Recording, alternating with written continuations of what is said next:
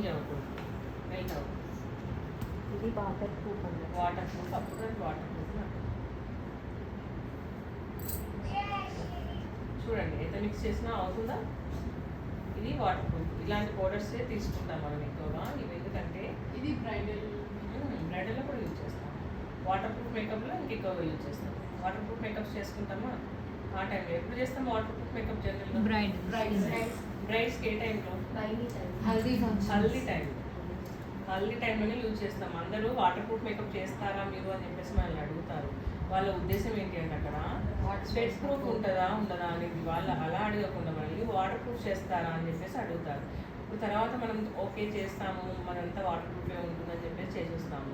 అక్కడ స్వెట్ వస్తుంది, ఏదో ఒకటి పోతుంది, వాళ్ళ ఎండలోకి వెళ్ళినట్టు పోతుంది. ఏంటి వాటర్ ప్రూఫ్ అన్నారు పోయింది కదా అంటే వాటర్కి స్వెట్కి సంబంధం లేదు.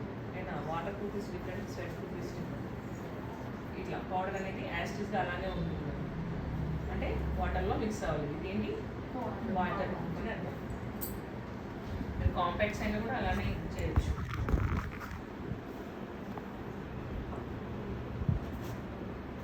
ఇదే వాటర్లో మిక్స్ అయ్యేది ఉంది కదా, షేడ్ ఉంది కదా. కొన్ని పౌడర్స్ మాత్రం అదే ఇది హుడా బ్యూటీ కానీ ఇది అంతగా వాటర్ ప్రూఫ్ లాగా ఏమి అనిపించలేదు. ఇంకొక బ్రష్ అనిపిస్తుంది.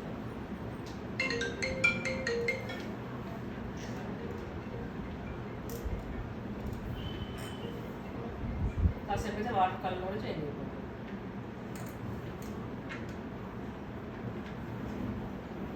సో బ్రాండ్తో పని లేదు మనకి. హైఎండ్ పెడితే మంచిగా వస్తుంది అట్లా ఏం లేదు. మెబ్లిన్ చూసారా, మీరు చూసారా అంటే కొన్ని ప్రోడక్ట్స్ మనకి కొంతవరకు యూజ్ అవుతాయి. మెబ్లిన్ తీసుకుని మీరు వాటర్ ప్రూఫ్ మేకప్ పైన చేయొచ్చు. అలా చూడండి ఎంత వేరియేషన్.